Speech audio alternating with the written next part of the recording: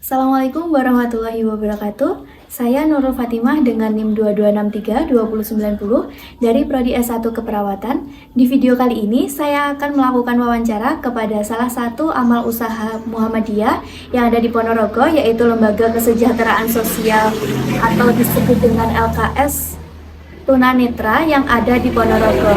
Yuk, langsung saja. Langsung saja nggih, Pak. Bisa Bapak jelaskan bagaimana sejarah berdirinya LKS Tunanetra ini? Kalau sejarah lembaga kita itu kan namanya, saya jelaskan dari namanya dulu. Okay. Kalau dulu kita berdiri itu namanya Panti Asuhan Tunanetra. Jadi dulu lembaga kita namanya Panti Asuhan. Tapi kalau sekarang di peraturan Kementerian Sosial itu ada istilah baru. Sebenarnya bukan baru, tapi yang terbaru itu Lembaga Kesehatan Sosial, disingkat LKS. Jadi kalau dulu Panti Asuhan, sekarang Lembaga Kesehatan Sosial. Nah, tepatnya kita itu lahir atau berdiri secara izin operasional kita itu tahun tanggal 6 Januari 1986. Itu tepatnya di sini. Jadi ya surat berdirinya kita itu tanggal 1. Cuman berawal dari sebuah keprihatinan atau sebuah kondisi di mana di Ponorogo itu belum ada anak disabilitas netra, cuman belum ada sekolah ataupun lembaga yang melayani pendidikan. Nah, dari situ adanya embrionya sebelum tahun itu, ya sekitar tahun 86-an ke bawah, itu sudah ada rintisan, dan baru tahun 86 itu baru kita sekarang itu baru mendapat Kementerian Sosial, dan kalau dulu apa namanya Kementerian Sosial dan Dinas Kementerian Pendidikan. Nah, kalau dulu kita letaknya di Jalan Kawen, jadi ketika awal itu siswanya kan Pak itu dari Ponorogo semua, karena ada keterbatasan mobilitas. Jadi kalau netra itu kan gini, netra itu kan mereka ada sekolah, cuman kalau tidak ada tempat atau panti itu kan sangat kesulitan. Makanya sekolah sama panti asuhan itu satu atap, meskipun dalam kepengurusan yang berbeda. Kalau panti itu di lembaga sosial, kalau sekolah SMP itu di lembaga pendidikan.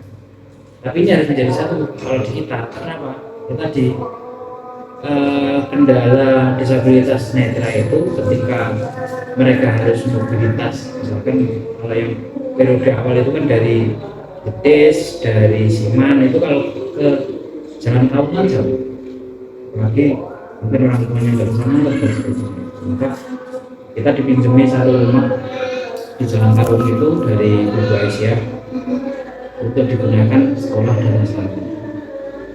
Tahun 1991-92 kita bisa membangun sekolahnya di sini. Kemudian tahun 98 kita bisa membangun asramanya. Jadi asrama sekolah itu tahun 98 itu sudah pindah ke sini semua. Dulunya di sana. Sampai hari ini dengan seluruh perkembangan. Untuk secara singkat. Baik, untuk pertanyaan yang kedua, apa motivasi berdirinya LKS Tunanetra? Kalau motivasinya ya kita membuat persyarikatan karena kita miliknya Muhammadiyah. Dalam hal ini adalah untuknya Asia.